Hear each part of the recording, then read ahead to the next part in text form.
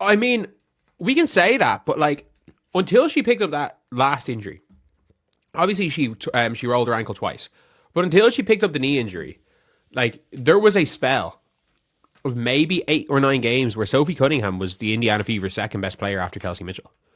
Like there was a spell, like for a large chunk when she took over as the starter from Lexi. Even before that, there was a legitimate spell right after the Commissioner's Cup before her injury, where she was easily the third best player on the Fever. There was like a decent spell where I felt like she was the second best player because it was like Look at that game log. 14 points, 16, 18. Then 80% shooting, 60% from 3, 50% from 3. That's not a role player having a decent stretch. That's someone who became the Indiana Fever's second most important player for nearly 2 months straight. And most fans have no idea this even happened. Sophie Cunningham just re-signed with the Indiana Fever on a 1-year deal. The announcement came 57 minutes before the creator of this clip even knew about it. But here's what matters. This isn't just about bringing back a shooter. This is about the Fever front office learning from catastrophic mistakes they made last year. And the contract structure they just agreed to tells us everything about how they're approaching this Caitlin Clark championship window. 18, 8, 17, 6, 12, 5, 15, 15, 12, 11, 13, 16. From that, in that huge spell, until she got injured, she was easily the third best player on the team. Because again, Caitlin was only healthy for 3 of those games. She was easily the third best player on the team. So I know people are saying, "Oh, like, we didn't get to see the best of Sophie Cunningham," but there was like a 15-game spell where she was playing the best basketball of her career. 80%, 50%, 60%, 50, 50, 50 from three-point range. Those aren't typo numbers. That's what Sophie Cunningham shot during a stretch in July 2024 when she took over as the starting guard. 8 points, 14, 16, 18, 8, 17. Game after game after game of elite production. And then the knee injury hit. That's the specific detail everyone forgets.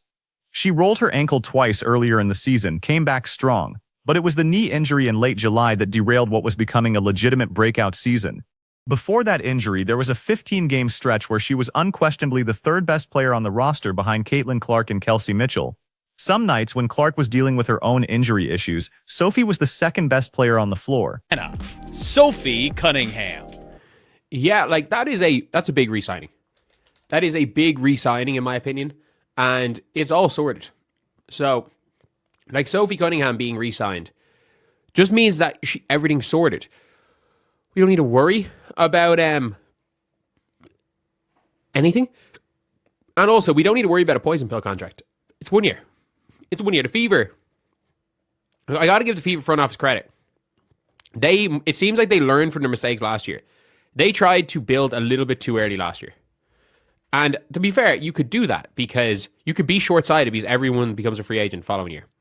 But I feel like trading that, like, could you imagine if this team had Sanaya Rivers? Or if this team had Zaza James, or if this team had Tahina Pau, or any of those players, like this team would be in a much better state on a cost control rookie deal for 4 more years. Like trading that 8th pick was very short sighted. 1 year. That's the critical detail buried in this announcement. Sophie Cunningham signed a 1-year contract with the Indiana Fever, not a multi-year deal, not a poison pill contract like the ones that destroyed NBA rosters back in 2016. 1 single year. And that tells you the Fever learned their lesson. Remember what they did last offseason? They traded the 8th overall pick in the 2024 draft. Gone. Just handed it away to clear cap space and bring in veteran help immediately. Imagine if this team still had that pick right now. They could have drafted Lila Lacan, who's thriving in Atlanta, or Brea Beal, who's become a defensive anchor in Minnesota, or any of the rookies on cost-controlled 4-year deals who are contributing to playoff teams. Instead, they got short-term help that didn't even get them to the playoffs in 2024. That 8th pick would be entering year 2 of a cheap rookie contract right now, locked in through 2027. That's the kind of asset you don't give away when you have a generational talent like Caitlin Clark on a rookie deal. My guess. That would be my guess. At the same time, like, I'd have no idea what the Fever are going to do with the rest of their roster. Like, Temi makes the most sense. I'll talk about that in a video later. But like having Sophie in there is big. The Fever bringing Sophie Cunningham back. The contract was mad with, how late am I to this? 57 minutes late. The Fever have re-signed Sophie. So I am a little bit late here. But this is an important signing. This is a really important signing because you need shooting. As much as people are like, oh, she's a bad point of attack defender, she's a disciplined defender. Like, she can't guard speed, but what she can do is she can guard slower players that are crafty. Like, she can guard Paige Beckers. And I'm not saying Paige is slow, but this Sophie Cunningham signing shows they've changed their approach. No long-term commitments to veterans. No multi-year deals that could hamstring their flexibility. 1 year allows them to run it back with a proven core, see what works, and maintain maximum flexibility for the 2026 offseason when the real championship push begins. Think about what this 1 year structure accomplishes. If Sophie plays well and wants to stay long-term, they can negotiate a new deal next summer when they have a better sense of the roster's needs. If she wants to test free agency, fine. The Fever aren't locked into anything. If a better option emerges mid-season or next offseason, they have the cap space to pursue it. Compare that to what other teams are doing. Handing out 3-year deals to veterans who might not fit the timeline. Committing long-term money to players who haven't proven they can contribute to a championship roster. The Fever are being surgical here, deliberate. They're not panicking and throwing money at every available veteran just because Caitlin Clark is on the roster. for that in a video later. But like having Sophie in there is big.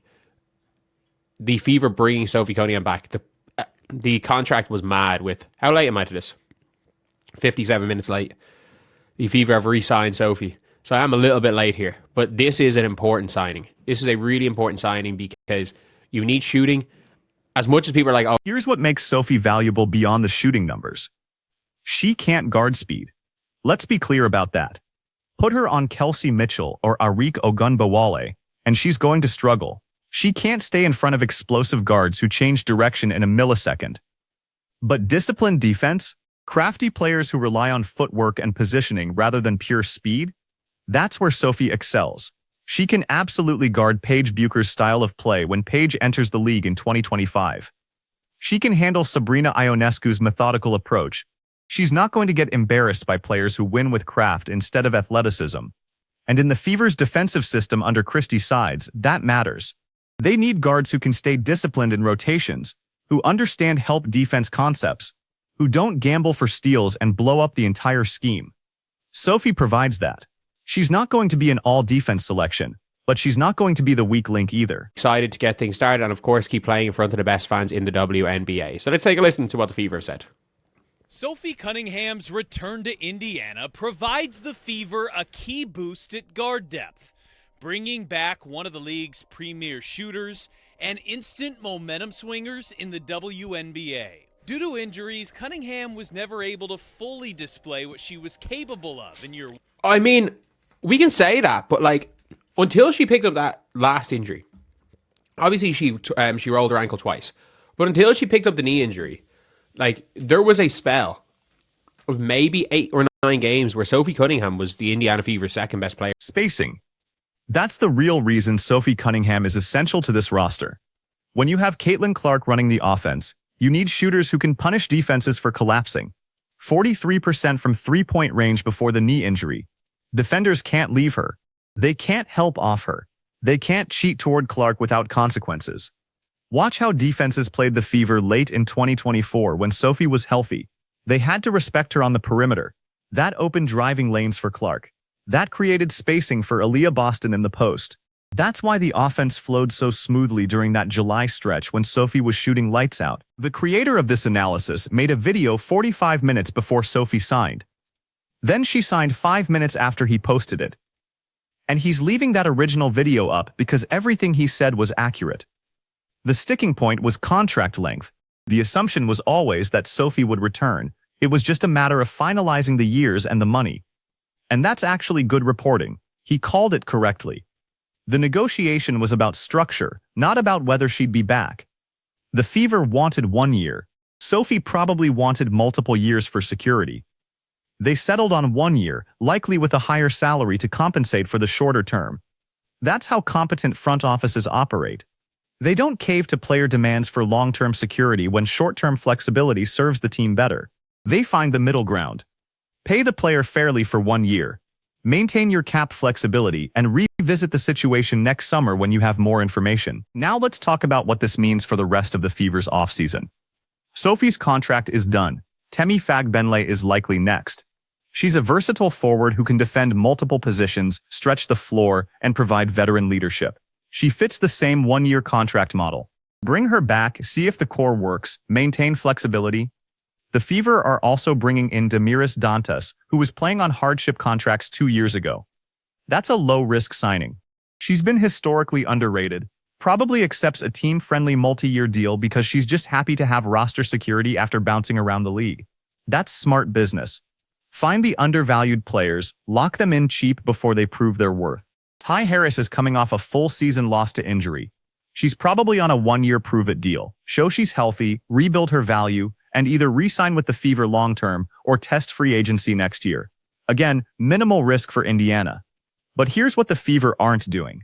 They're not throwing $1 million per year at veterans who don't fit the timeline. They're not handing out 3-year contracts to players who might be declining by year 2. They're not making the same mistakes they made when they traded that 8th pick. Think about the roster flexibility this creates. Caitlin Clark is on a rookie deal through 2028. Aliyah Boston is locked in through 2027. Kelsey Mitchell just re-signed. That's your core. Everyone else is on short-term deals that allow you to adjust year by year as the team develops. Compare that to teams like Las Vegas, who have massive long-term contracts on the books that limit their ability to add pieces. Or teams like Phoenix, who are locked into expensive veterans who aren't producing at championship levels anymore. The Fever are building with intelligence here. And Sophie Cunningham is the perfect example of this strategy. She's 27 years old, she's entering her prime years, she's proven she can contribute at a high level when healthy, but she's also coming off a knee injury that ended her 2024 season early. So you don't commit long-term. You bring her back for 1 year, see if she can replicate that July performance over a full season, and then decide next summer whether she's part of the long-term plan. If she plays well, great. You have her bird rights, you can re-sign her even if you're over the cap. If she struggles or gets injured again, you're not stuck paying her for 2 more years while she rehabs. If a better option emerges, you have the flexibility to pivot. That's how you build around a generational talent like Caitlin Clark. You don't mortgage the future for short-term fixes. You don't hand out contracts that could become albatrosses in 2 years. You stay flexible, you stay patient, and you make calculated moves that preserve your ability to strike when the championship window fully opens. The Fever's window isn't 2025. Let's be honest about that. They're still developing. Caitlin Clark is entering year 2. Aliyah Boston is still figuring out how to dominate inside against elite defenders. The supporting cast is being assembled piece by piece. This is the foundation year, but 2026, that's when expectations should skyrocket. Clark will be in year 3, fully adjusted to the professional game. Boston will have had 2 full off-seasons to develop her post-game. The role players will have had time to build chemistry, and the Fever will have cap space to add that one final piece that puts them over the top. That's why these one-year deals matter so much. They're not punting on 2025. They're being realistic about where this team is in its development curve. They're building towards sustained excellence, not a one-year flash that collapses under bad contracts. Sophie Cunningham's return is significant, not because she's a superstar, not because she's going to be an all-star, but because she's exactly the kind of player you need around Caitlin Clark. A disciplined defender who can guard her position, an elite shooter who can space the floor, a veteran who's been in big games and won't panic under pressure. And she's on a one-year deal that keeps the Fever's options open. That's smart basketball operations. That's how you build a championship roster in a salary cap league. You identify the players who fit your system, you pay them fairly for short-term contributions, and you maintain the flexibility to adjust as circumstances change. So when you see the headline Sophie Cunningham re-signs with Indiana Fever, don't just think, okay, they kept a shooter. Think about what that one-year contract structure reveals about how this front office is approaching roster construction. Think about how different this is from the panic moves they made last offseason. Think about what it means for their ability to build around Caitlin Clark long-term. Because that's the real story here. The Indiana Fever are finally operating like a competent franchise. They're making calculated decisions based on timelines and cap flexibility. They're not overpaying for veterans just because they're available. They're building something sustainable. And if they keep making moves like this, if they keep prioritizing flexibility over short-term fixes, if they keep learning from their mistakes instead of repeating them, then Caitlin Clark is going to have the supporting cast she needs to compete for championships. Not in 2025, Maybe not even in 2026, but by 2027, when she's in her prime and the roster is fully optimized around her skill set, the Fever could be legitimate title contenders. That's what this Sophie Cunningham signing represents. Not just one player returning, but a front office that's finally thinking long-term. And for Fever fans who've watched this franchise make baffling decisions for years, that might be the most encouraging development of the entire offseason.